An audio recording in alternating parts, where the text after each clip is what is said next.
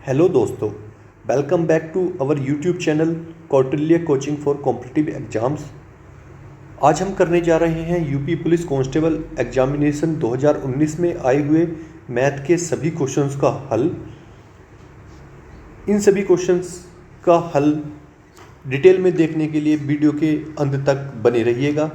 समय बर्बाद न करते हुए अब हम चलते हैं सीधा सवाल की ओर। पहले सवाल पे चलते हैं। पहला सवाल है, एक छात्र के अंक 68 के बजाय 88 के रूप में दर्ज किए गए थे। इस कारण कक्षा के औसत अंक 0.5 बढ़ गए हैं, तो कक्षा में छात्रों की संख्या क्या है। पहले इस सवाल को हम बेसिक से करेंगे और फिर उसको जो मैं शॉर्ट ट्रिक से भी बताऊंगा। सवाल आपको पता है कि औसत का फॉर्मूला क्या होता है। औसत का फॉर्मूला आता है योग बटे पदों की संख्या बराबर औसत। औसत मान लिया हमने x है, योग को हमने s मानना है, पदों की संख्या को n मानना है, मतलब कुल कितने छात्रों की संख्या है। तो इसमें हमारे पास आ जाएगा s बराबर हो जाएगा nx। अब सवाल आगे बोल रहा है, पहला सवाल कह रहा है 68 के बजाय जो है कितना बढ़ गया, 88 बढ़ गया, यानी कि 20 हमारे बढ़ गए टोटल में। टोटल मतलब योग में बढ़ गए 20, छात्रों की संख्या उतनी ही रहेगी। तो हमारा औसत कह रहा है, औसत यानी कि x जो हमने माना था उसमें 0.5 का इजाफा हो गया। सवाल ऐसा कह रहा है कि औसत तक 0.5 बढ़ गए। तो हम यहाँ से निकाल लेंगे, n की क्रॉस मल्टीप्लाई कर देंगे। n की क्रॉस मल्टीप्लाई कैसे करेंगे, देखिए s + 20 is equal to nx + 0.5 n। s की जगह हम रख देंगे nx रख देंगे, तो nx + 20 बराबर nx + 0.5 n। nx इधर प्लस का है, इधर आके माइनस हो जाएगा, तो इससे ये कट जाएगा। इधर हम 0.5 को इधर लेके आएंगे तो 20 के बटे में आएगा, तो एक पॉइंट से बढ़ेगा एक जीरो और 5 चौक 20, यानी कि 40 हमारे पास आ जाएगी वैल्यू किसकी, n की। तो छात्र हमारे पास कितने हो जाएंगे, 40। अब हम इसको शॉर्ट ट्रिक से करेंगे। शॉर्ट ट्रिक से कैसे करेंगे कि 68 से जो है 88 के रूप में दर्ज किए गए, मतलब उसके छात्र के अंक 68 की बजाय 88 लिख दिए गए, यानी कि बढ़ोतरी कितने की हुई, टोटल में 20 की। ठीक है जी। हमें पदों की संख्या निकालनी है। पदों की संख्या हमने n माननी हुई है, n माननी हुई है जी, मतलब छात्रों की संख्या। और हमारा औसत कितना बढ़ रहा है, 0.5 बढ़ रहा है। अगर मैं n को इधर गुणा करूँ, 0.5 को इधर लेके आऊँ, तो पॉइंट से यहाँ चला जाएगा 0, 5 चौक 20, n चलाएगा उधर, तो हमारे पास आ जाएगा इस तरह से 4। अगला सवाल है, a b से दुगुना कार्यकुशल है और बी सी से तिगुना कुशल है। यदि अकेले सी कोई काम 30 दिनों में पूरा कर सकता है, तो वे एक साथ मिलकर उस काम को कितने दिनों में पूरा कर सकते हैं। तीनों मिलकर कितने दिनों में पूरा कर सकते हैं। यहाँ हम जो है ए बी और सी का हम एफिशिएंसी का रेशियो निकाल लेंगे। ए बी से दुगुना कार्यकुशल है, यदि बी अगर 1 है तो ए जो है दुगना है, और यदि बी और सी का उसने दे रखा है बी सी से तिगुना है। यदि सी जो है 1 है तो बी है 3। यहाँ से हम ए बी सी का जो है एफिशिएंसी का रेशियो निकाल लेंगे। ये 1 था तो यहाँ 1 लिख दिया, ये 3 है तो यहाँ 3 लिख दिया। अब इनकी गुणा कर देंगे, 3 दूनी 6, 3 ही करना 3, 1 ही करना 1। अब वो 1 की सी की एफिशिएंसी यहाँ पे 1 है, बी की जो है 3 है और ए की जो है 6 है। अगर हम सी की एफिशिएंसी यानी कि 1 है तो वो काम कर रहा है 30 दिन में, यानी कि कुल काम 30 ही करना, 30 हमारे पास कुल काम आ गया। और ए बी सी तीनों मिलकर करेंगे, 6 3 9 और 1 10, तीनों की एफिशिएंसी 10 है, तो 30 काम को वो 10 जो है कितनी में करेंगे, 10 या 30, तीनों मिलकर जो है 3 दिन में वो कर देंगे। ऑप्शन हमारा ठीक हो जाएगा ए। अगला सवाल है, एक हवाई जहाज 250 किलोमीटर पर आवर की गति से 4 घंटे में एक निश्चित दूरी तय करता है, तो 1 घंटा 40 मिनट में उसी दूरी को तय करने के लिए उसकी गति क्या होनी चाहिए, स्पीड हमें निकालनी है। हमें फॉर्मूला पता है, दूरी बराबर होता है डी बराबर होता है स्पीड चाल गुणा टाइम टी समय। तो यहाँ से हमें दूरी पता चल जाएगी, क्योंकि हमें स्पीड दे रखी है और टाइम दे रखा है 4 घंटे का। स्पीड है हमारी 250 किलोमीटर पर आवर और टाइम है हमारे पास 4 घंटे। तो यहाँ से हमारा जो है दूरी निकल के आ जाएगी 25 चौका 100 और 1 जीरो पहले से था, तो 1000 किलोमीटर हमारे पास दूरी आ गई है। 1000 किलोमीटर दूरी आ गई, तो वो कह रहा है 1 घंटे 40 मिनट में उसी दूरी यानी कि 1000 किलोमीटर की दूरी को तय करने के लिए उसकी गति यानी स्पीड निकालनी है। तो फिर से हम इस फॉर्मूले में रख देंगे, दूरी हमारे पास आ गई डी बराबर आ गया 1000 किलोमीटर, और हमारे पास स्पीड हमें पता करनी है, टाइम उसने दिया है 1 घंटे 40 मिनट। 1 घंटे 40 मिनट को हम घंटे में बदल लेंगे, तो 1 जमा 40 का मिनट को घंटे में बदलेंगे तो 40 बटे 60, 20 या 60, 20 दूनी 40, यानी कि 1 सही 2 बटे 3, 3 ही करना 3 2 5, 5 बटे 3, इसकी वैल्यू हो जाएगी पूरे की 5 बटे 3। 3 इधर भाग में है, इधर जाएगा गुणा में, ठीक है, और 5 इधर गुणा में है तो इधर जाएगा भाग में। तो 5 दूनी 10, ये आ गया 200, 3 दूनी 600 किलोमीटर पर आवर की स्पीड से उसको जाना होगा। ऑप्शन सी सही हो जाएगा। अगले सवाल पे हम चलते हैं। अगला सवाल है, एक्स के बैंक खाते में 86 रुपये 54 पैसे का शेष है, यानी बैलेंस उसके खाते में 86.54 है, और वो उसने जमा किए 55 रुपये 31 पैसे जमा करने और 84.33 की निकासी के बाद शेष राशि क्या होगी। हमें उसने पैसे उसने उसके खाते में बैलेंस कितना है 86.54, जमा किसने कर दिए उसने 55.31, तो इन दोनों को जोड़ देंगे हम, फिर उसने 84.33 की निकासी करी है तो इसको उसमें से घटा देंगे, ये हमारे पास शेष राशि आ जाएगी। सिंपल जोड़ घटा का सवाल है, कक्षा 2-3 में ये सवाल ऐसे पूछते हैं, ये यूपी पुलिस में हमारा पूछा हुआ है। 86.54 रुपये उसके पास थे जमा खाते में, 55 रुपये उसने जमा कर दिए 55.31, टोटल हमारे पास कितना हो गया 4 1 5 5 3 8, 6 5 11 का 1 हासिल 1, 8 5 13 1 14। अब माइनस कितने रुपये उसने निकाल लिए हमारे से 84.33, 84.33, घटा दो, 5 में से 3 गया 2, 8 में से 3 गया 5, पॉइंट लग गया, 11 में से 4 गए, 11 में से 4 गए 7, यहाँ बचा कितना 3, 13 में से 8 गए 5, तो 57.52 रुपये उसके खाते में बन जाएंगे, यानी कि ऑप्शन सी हो जाएगा हमारा ए। अगले क्वेश्चन पे हम मूव करते हैं जल्दी से। एक संख्या को 3003 से गुणा किया गया, मान लिया कोई संख्या x है, उसको गुणा किया गया किससे 3003 से, उसके बाद उसे 7, 11 और 13 के लघुत्तम समापवर्ती द्वारा विभाजित किया गया, उसके बाद उसे किससे विभाजित किया गया 7, 11 और 13। 7, 11 और 13 जो है तीनों जो है प्राइम नंबर है, यानी ये भाज्य संख्या है, उनका एलसीएम इन तीनों का गुणा ही होगा, और 7, 11, 13 की अगर आप गुणा करके देखेंगे तो 7, 11, 13 जो आता है इन तीनों ही गुणा 1001 आता है, ठीक है जी। उनसे भाग कर दिया, जब विभाजित किया जाता है तो विभाजित कर दिया, तो 1001 से हम 3003 को काटेंगे, ये जाएगा 3 बार।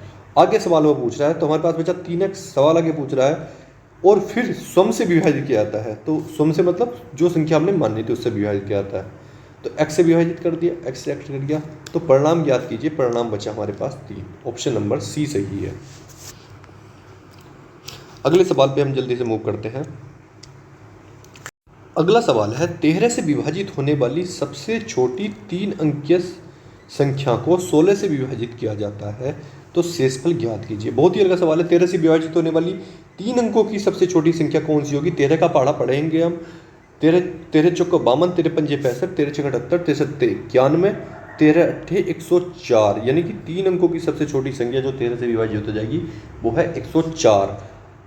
अब वो कह रहा है छोटी संख्या 3 अंकीय संख्या को 16 से विभाजित किया था, तो शेषफल, अब 16 से इसको डिवाइड कर देंगे तो उसका शेषफल कितना होगा, 16 पंजे 80, 16 छंग 96, यानी कि 96 इसमें से माइनस करना पड़ेगा, तो शेषफल कितना आएगा 104 में से 96, 8 शेषफल आएगा, तो ऑप्शन हो जाएगा हमारा डी सही, 16 छंग 96, 104 में से 96 गई 8, तो हमारा ऑप्शन डी सही हो जाएगा। अगले सवाल में बढ़ते हैं। अगला सवाल है, 6561 के वर्गमूल को ज्ञात करके इस संख्या को अपने वर्गमूल से विभाजित किया जाता है, तो परिणाम ज्ञात करें। तो 6561 का सबसे पहले हम वर्गमूल निकाल लेंगे, 6561 का वर्गमूल निकाल लेंगे, तो वर्गमूल भाग विधि से कैसे निकाल लेंगे, ऐसे निकाल लेंगे, 2 2 के जोड़े बना लेंगे, 8 अट्ठे 64, कितना बचा 1, ऊपर से डाल लिया 61 का जोड़ा, 8 8 हो गए 16, कितनी बार जाएगा, एक बार जाएगा, एक बार जाएगा, एक बार जाएगा, गुणा कर देंगे पूरा चला जाएगा 161, यानी कि वर्गमूल आ गया हमारे पास 81। संख्या सवाल क्या कह रहा है कि वर्गमूल को ज्ञात करके वर्गमूल ज्ञात कर लिया, 81 आ गया। आगे सवाल बोल रहा है इस संख्या को अपने वर्गमूल से विभाजित किया जाता है, यानी कि इस संख्या को 81 को जो है 81 के वर्गमूल से, 81 का वर्गमूल क्या आएगा, 9 का स्क्वायर होता है 81, तो 9 81 का वर्गमूल हो जाएगा 9, 9 से विभाजित करेगा तो कितना आएगा, 9 9 81, तो परिणाम ज्ञात आएगा 9 हमारा। ऑप्शन हो जाएगा बी सही। अगले क्वेश्चन पे हम मूव करते हैं। सवाल अगला कह रहा है किसी वृत्त के व्यास को दुगना किया गया। वृत्त का व्यास होता है डायमीटर यानी कि डी, इसको पहले डी था अब इसको 2d कर दिया, तो क्या कह रहा है उसका क्षेत्रफल कितना बढ़ जाएगा। अगर व्यास दुगना कर रहे हैं तो त्रिज्या भी दुगनी हो जाएगी, पहले अगर r होगी तो अगली हो जाएगी 2r, अगली हो जाएगी 2r, ठीक है। वृत्त का क्षेत्रफल कितना होता है, वृत्त का क्षेत्रफल होता है पाई आर स्क्वायर। अगर पहले त्रिज्या मान लिया r थी तो हमारे पास क्षेत्रफल हो गया पाई आर स्क्वायर। अब त्रिज्या अगर 2r हो गई तो r की जगह रखेंगे 2r का स्क्वायर, यानी कि कितना होगा 2 दूनी 4, 4 पाई आर स्क्वायर, यानी कि हमारा क्षेत्रफल कितना बढ़ गया, पहले पाई आर स्क्वायर था अब 4 पाई आर स्क्वायर हो गया, तो हमारा क्षेत्रफल बढ़ गया 4 टाइम्स, यानी कि ऑप्शन नंबर बी सही हो जाएगा। अगला सवाल है x जो है 42,000 में एक स्कूटर खरीदता है, वह मरम्मत पर 6,000 रुपये खर्च करता है और स्कूटर को 54,000 रुपये में बेच देता है। मतलब उसको कुल टोटल स्कूटर कितनी कॉस्ट का पड़ा, 42,000 प्लस जो है कितना 6,000, 42,000 प्लस 6,000, ये सॉरी 76,000 नहीं 6,000 स्पेंड करता है, 6,000 यानी 42,000 प्लस 6,000 हमें बेचता, कितना पड़ा यानी कि 48,000 रुपये का उसको स्कूटर पड़ा जो है। फिर वो उसने स्कूटर कितने में बेच दिया, 54,000 में उसने बेच दिया, यानी कि क्रय मूल्य उसके पास कितना हुआ, क्रय मूल्य हुआ 48, विक्रय मूल्य यानी कि विक्रय मूल्य हुआ उसका 54, तो उसको लाभ कितना हुआ, 48 का खरीदा मान लिया और 54 का बेच दिया, तो उसे हुआ 6,000 का लाभ। कितने हज़ार का, 6,000 का लाभ। 6,000 का लाभ किस पे हुआ उसको, क्रय मूल्य पे। क्रय मूल्य कितना था 48,000। इसका परसेंटेज अगर निकाल देंगे, उसका लाभ परसेंटेज क्या है, तो उसका परसेंटेज कैसे निकाल देंगे, ऐसे निकाल देंगे, 3 जीरो से 3 जीरो गए, 6 अट्ठे 48, 8 से इसको काट दे कितनी बार, ये चला जाएगा 8 का ना 8, 8 दूनी 16 और 8 पंजे 40, यानी कि 12.5% का उसको लाभ हुआ, यानी कि ऑप्शन सही हो जाएगा हमारा बी। अगले सवाल पे हम मूव करते हैं। अगला सवाल कह रहा है कि 110 लागत वाली एक वस्तु को, ये है 104.5 है, ये 104.5 है, 104.5 में बेची गई, कितनी छूट की पेशकश की गई थी। अब देख लीजिए 110 वाली कोई वस्तु थी, उसको 104.5 में बेचा गया, तो कितनी छूट उसको मिली। देखो कैसे करेंगे सवाल को, 110 की कोई चीज़ थी, छूट, अगर छूट कैसे निकालते हैं हमें पता नहीं, हमने मान ली x छूट मिली उसको, तो x 100 माइनस x बटे 100 कर देंगे, और उसको कितने बेचा गया, 104.5 में उसको बेचा गया। 1 जीरो से 1 जीरो चला गया, 10 से इधर जाकर ये पॉइंट उड़ गया, तो ये हो गया कितना 100 माइनस x बराबर कितना हो गया 11, इधर गुणा में तो इधर भाग में चला जाएगा, 104 1045 बटे कितना हो जाएगा 11, 11 से काट देंगे, 11 नम 99 और बचे 5, 11 पंजे 55। अब x माइनस का इधर जाके प्लस का, ये 95 प्लस का इधर जाके माइनस का, तो x बराबर हो जाएगा 100 माइनस 95, यानी कि आ जाएगा 5% की छूट दी गई, x की वैल्यू आ गई 5%, यानी ऑप्शन हो गया बी सही है हमारा।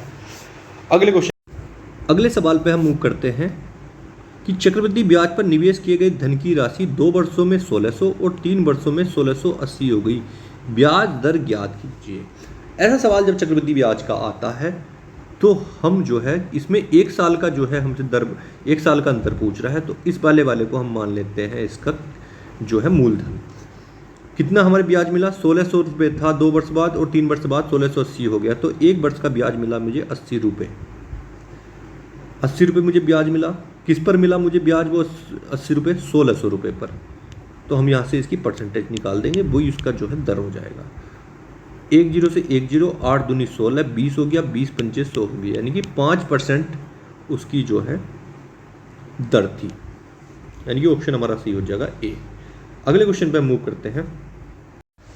अगला सवाल है, यदि 10x + 5 और 10x + 5 अनुपात है 42x + 8, जो है 5:8 का तिगना अनुपात है, तो x का मान ज्ञात करें। यानी कि सवाल दिया है 10x + 5 जो है और 42x + 8, इनका अगर अनुपात, ये जो अनुपात है किसका तिगना अनुपात है, 5:8, यानी 5 अनुपात का तिगना अनुपात है। इनकी तिगना अनुपात मतलब 5/8 इसका ये मतलब होता है तिगना अनुपात का। ट्रिप्लिकेट रेशियो इसको बोलते हैं कि अगर तिगना अनुपात आएगा तो घात 3 कर देंगे, दुगुना अनुपात आएगा तो घात 2 कर देंगे। ऊपर से यहाँ से 5 को मना जाएगा, यानी कि 5 को मनाएगा, 5 दूनी 10 + 1 आ गया, और नीचे से क्या मना जाएगा, 2 को मना जाएगा, यानी कितना हो जाएगा हमारा 21 दूनी 42, 21x + 2 × 8, ये बराबर आ जाएगा किसके, 5/8 के बराबर में। यहाँ से हम निकाल लेंगे कि जो है 5 की घात से यहाँ पे चला गया, 5 की घात 3 थी तो यहाँ 5 की घात 2 बच जाएगी, 1 5 से। यहाँ 8 की घात 3 थी तो 8 × 8 = 64, 512, 512 को 2 से काटेंगे तो कितना बचेगा, 256, यानी कि 25/256 मेरे पास यहाँ बचेगा। कितना बचेगा, 25/256। इसको हम थोड़ा सा यहाँ लिख लेंगे, 25/256 बराबर में क्या हो जाएगा हमारे 2x + 1 / 21x + 4।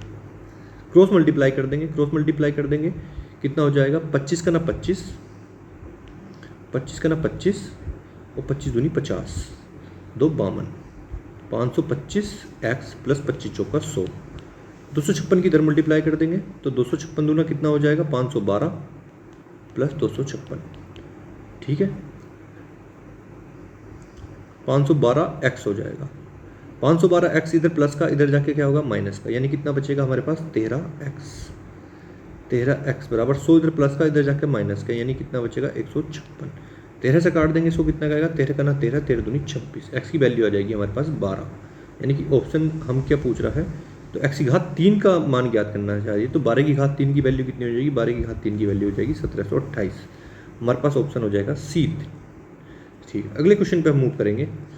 अगला क्वेश्चन है कि 40 के वर्ग के 40% का चौथाई भाग ज्ञात कीजिए। कितना बढ़िया सवाल है कि 40 का वर्ग कितना हो जाएगा, 40 का वर्ग हो जाएगा 40 × 40 के 40%, 40% मतलब 40/100 का चौथाई भाग, यानी कि 1/4 ज्ञात करना है मुझे। 2 0 से ये 100 कट जाएगा, 1 4 से 1 4 कट जाएगा, 4 × 16, यानी कि आंसर आ जाएगा मेरे पास 160। ऑप्शन सही हो जाएगा मेरा सी। अगले क्वेश्चन पे हम मूव करते हैं। अगला सवाल कह रहा है यदि बिक्री मूल्य 3 गुना किया जाए तो लाभ जो है 5 गुना हो जाता है। तो लाभ ज्ञात करना है, कितना % लाभ है। हमें लाभ में और अगर बिक्री मूल्य में संबंध होगा तो हमारा लाभ में और बिक्री मूल्य में संबंध क्या होगा कि लाभ बराबर होता है बिक्री मूल्य यानी कि SP, बिक्री मूल्य यानी कि हमारा SP, और जो है माइनस जो है कोष्ठ मूल्य यानी क्रय मूल्य। अब हम सवाल आगे कह रहा है कि यदि बिक्री मूल्य 3 गुना कर दिया जाए, बिक्री मूल्य यानी कि SP हमारा 3 गुना कर दिया तो जो है लाभ 5 गुना हो जाता है। तो प्रॉफिट कितना था, 5 गुना हो जाता है, 5 गुना। CP हमारा सेम रहेगा। अगर मैं P की वैल्यू यहाँ से उठा के रख दूँ SP - CP, तो 5 SP - CP बराबर हो जाएगा 3 SP - CP। 5 SP के अंदर 5 के अंदर गुणा कर दूँगा, 5 SP - 5 CP, 5 SP इधर रह जाएगा, 5 SP और 5 CP इधर प्लस का तो इधर माइनस में चला जाएगा, माइनस में तो इधर प्लस में चला जाएगा, और ये 3 SP इधर प्लस में तो इधर माइनस में आ जाएगा, यानी कि 3 SP बराबर हो जाएगा 5 में से 5 CP में से 1 CP गया 4 CP, 5 में से 3 गया 2, यानी कि 2 SP, और 2 से गया ये 2 बार, यानी कि SP/CP मेरे पास आ जाएगा, SP/CP मेरे पास आ जाएगा कितना, 2/1। यदि अगर CP 1 है यानी क्रय मूल्य 1 है तो विक्रय मूल्य होगा 2, यानी कि लाभ कितने का हो रहा है, मुझे 1 का लाभ हो रहा है। 1 का लाभ हो रहा है किस पे, लाभ कभी भी होता है क्रय मूल्य पे। क्रय मूल्य कितना है, 1 × 100, तो 1 से 1 कट जाएगा, यानी कि 100 आ जाएगा मेरे पास, 100% का उसको लाभ होगा, यानी कि ऑप्शन नंबर बी सही होगा। अगले क्वेश्चन पे हम मूव करते हैं। सवाल करते हैं कि यदि एक बस किसी भी स्थान पर न रुके तो वह 1 घंटे में 45 किलोमीटर तय कर पाती है। और यदि वह सभी स्थानों पर रुके तो 1 घंटे में 36 किलोमीटर तय कर पाती है। सवाल बहुत इंपॉर्टेंट है, बहुत ज़्यादा इसको पेपर में आता है, तो इसको ध्यान से देखिए। तो 1 घंटे में बस कितनी देर मिनट रुकती है, सवाल को निकालना है। इसकी सबसे अच्छी तरीका ये है कि जो डिस्टेंस है, डिस्टेंस का मैं पहले अंतर लूँगा। 45 किलोमीटर बिना रुके जा रही थी, 36 किलोमीटर रुक के जा रही थी, तो अंतर आया इसमें कितने का, 9 किलोमीटर का। बटे मैं कर दूंगा जो सबसे बड़ी दूरी है उसको लिखूंगा बटे में 45। और अगर हमें 1 घंटे में निकला है, 1 घंटे में होते हैं 60 मिनट, तो प्रति मिनट कितनी रुक रही है, तो 60 से गुणा कर दूंगा। 9 पंजे 45 हो गया, 5 से चला गया, 5 से 12 पंजे 60। 12 मिनट जो है वो 1 घंटे में रुकेगी। बस 1 घंटे में कितने मिनट रुकती है, 12 मिनट, यानी ऑप्शन हो जाएगा सी सही मेरे पास। अगले क्वेश्चन पे हम चलेंगे कि यदि एक आयत की लंबाई तथा चौड़ाई का अनुपात 5:6 है तो इसका क्षेत्रफल इतना है, 6750 सेंटीमीटर। आयत की लंबाई तथा क्षेत्रफल का अनुपात ज्ञात कीजिए। तो आयत का अगर मैं इसको लंबाई चौड़ाई को उसने 5x और 5:6 दे रखा है, तो मैं लंबाई मान लूँगा इसकी 5x और चौड़ाई मान लूँगा इसकी मैं 6x। ठीक है जी। तो इसका क्षेत्रफल कितना दे रखा है, 6750। आयत का क्षेत्रफल होता है लंबाई गुणा चौड़ाई, L गुणा B, कितना दे रखा है, 6750। एल बी मेरे पास कितना हो गया, एल है 5x, बी है 6x, तो 6 पंजे 30, एक्स स्क्वायर हो गया 30, एक्स स्क्वायर हो गया। 30 से काट देंगे इसे, 0 से 0 गया, 6 से गया, 3 से गया, 3 दूनी 6, 3 दूनी 6, 3 पंजे 15, एक्स स्क्वायर बराबर आ गया 225। तो एक्स की वैल्यू कितनी आ जाएगी, स्क्वायर इधर ये वर्गमूल में जाएगा, तो एक्स की वैल्यू हो जाएगी मेरे पास 15। सवाल पूछ रहा है आयत की लंबाई, लंबाई हमने कितनी मानी थी 5x, एक्स का माना है 15, 15 पंजे 75, लंबाई आ गई इतनी। और क्षेत्रफल कितना था इसका, 6 पंजे 30 x square, 30 x square, 30 x square, x square का मान लो 225, 15 का स्क्वायर। इनका हमें अनुपात निकालना है। 25 से काट देंगे, 25 से 75, 25 नंबर 225, 3 से काट देंगे, 3 के 9, यानी कि हमारे पास आ जाएगा 1:3 के 9, यानी 1:90। यानी कि ऑप्शन हमारे पास कौन सा हो जाएगा, ऑप्शन नंबर डी सही हो जाएगा। अगले सवाल पे मूव करते हैं। अगला सवाल है कि 11 से विभाजित होने वाली सबसे छोटी 4 अंकों वाली संख्या। देखो 11 से विभाजित होने वाली सबसे छोटी संख्या, या 7 से या 13 से विभाजित, 7, 11, 13 से विभाजित होने वाली 4 अंकों की सबसे छोटी संख्या होती है 1001। इसको ध्यान रखना है कि 11 से विभाजित होने वाली सबसे छोटी 4 अंकों की संख्या कौन सी है, 1001, और 13 से विभाजित 1001, और 7 से विभाजित 1001। तो वगैरह 11 से विभाजित होने वाली 4 अंकों की संख्या के अंकों का योग, सबसे छोटी संख्या के अंकों का योग। तो इसके अंकों का योग हो जाएगा कितना, 1 और 1 2।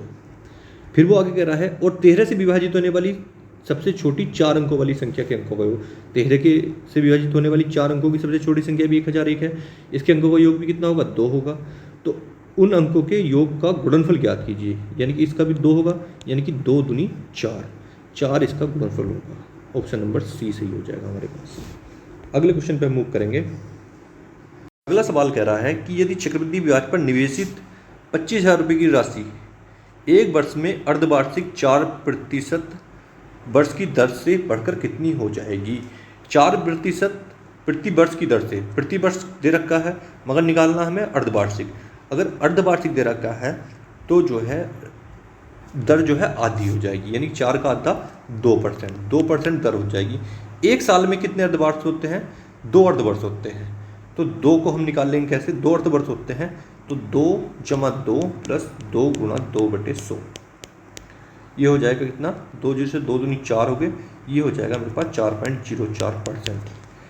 तो वो कह रहा है कि राशि कितनी हो जाएगी, कितना निकाल लेंगे, देखो हम 25,000 हो गया ये, और ये 4.04% बढ़ेगा, यानी कि 100 + 4.40%, यानी कि 104.04% बटे 100। 2 0 से 2 0 चले जाएंगे, 1 0 से ये पॉइंट यहाँ आ जाएगा, 25 से गुणा कर देंगे, 25 चौका 100 का 0 हासिल 10, 25 0 0 0 और 10 कितने हो जाएंगे, 10 हासिल कितना 1, 25 चौका 100, 100 और 1 101 हासिल 10, 25 0 0 0 और 10 0 हासिल 1, 25 का ना 25, 25 और 1 26, एक पॉइंट नंबर बाद था तो एक नंबर बाद पॉइंट लगा लिया, तो यानी कि आंसर हो जाएगा 2600 2000 कितना 26,010। 26,010 मतलब हमारा हो जाएगा ऑप्शन नंबर बी सही। आगे सवाल कह रहा है कि ए ने 75,000 रुपये के साथ एक कारोबार किया, बी कुछ समय के बाद 37,000 के साथ 3:1 उसमें शामिल हुआ। यदि वर्ष के अंत में अनुपात में साझा किया जाता है तो कितने महीने बाद शामिल हुआ था बी। इसमें हिंदी वर्जन में थोड़ी इसमें दिक्कत है, क्योंकि हिंदी वर्जन में दे रखा है 37,000 और इंग्लिश वर्जन में दे रखा है तो 37,500। हम इंग्लिश वर्जन को मानेंगे क्योंकि इस पेपर में जो कभी भी इंग्लिश वर्जन वाला ही सही माना जाता है। तो सवाल कह रहा है कि ए ने एक बिजनेस स्टार्ट किया 75,000 के साथ, 75,000 के साथ ए ने कोई बिजनेस स्टार्ट किया और बी जो है कुछ समय बाद जुड़ गया, आफ्टर सम टाइम जुड़ गया 37,500 के साथ, 37,500 के साथ कुछ समय बाद जुड़ गया। अब वो आगे कह रहा है कि जो उनका प्रॉफिट है, प्रॉफिट जो है 3:1 के अनुपात में 3:1 के अनुपात में साझा किया जाता है, 3:1 के अनुपात में साझा किया जाता है। अब जो है बी ए ने तो क्या 12 महीने काम, बी ने कितने महीने बाद कितने टाइम बाद जुड़ा, हमने मान लिया कि बी ने x महीने काम किया साथ में, इन दोनों का रेशियो इन 3:1 के रेशियो के बराबर में होगा। तो इन 2 जीरो से ये 2 जीरो चले जाएंगे, 25 से काट देंगे 25 या 75 और 25 से काट देंगे 25 का ना 25 बचे 12, 25 पंजे 125, 15 से काट देंगे 15 दूनी 30, यानी कि 12 दूनी 24 बटे हमारे पास आ जाएगा x बराबर हो जाएगा 3/1, 3 अट्ठे 24। x की वैल्यू आ गई 8, यानी x ने जो है b ने जो है 8 महीने तक जुड़ के काम किया। तो कितने महीने बाद बोया, 8 महीने उसने काम किया b ने, तो a के कितने महीने बाद आया, वो 4 महीने बाद आया। तो ऑप्शन हमारा सही हो जाएगा 4। दोस्तों यूपी पुलिस कांस्टेबल 2019 की इस शिफ्ट में केवल इतने ही सवाल पूछे गए थे। अगर आपको ये वीडियो अच्छी लगी हो तो चैनल को सब्सक्राइब कर देना और वीडियो को लाइक कर देना और कमेंट करके हमें बताना कि कौन सा आपको सॉल्यूशन अच्छा लगा या कौन सा समझ में नहीं आया। मैं उसको दोबारा से समझाने की ट्राई करूँगा। और इस वीडियो को ज़्यादा से ज़्यादा शेयर करना और प्लीज़ अगर आप नए हो इस चैनल पे तो चैनल को सब्सक्राइब कर देना। Thank you for watching my video. अपना प्यार ऐसे ही बनाए रखिए और वीडियो को लाइक करते रहिए। Thank you so much.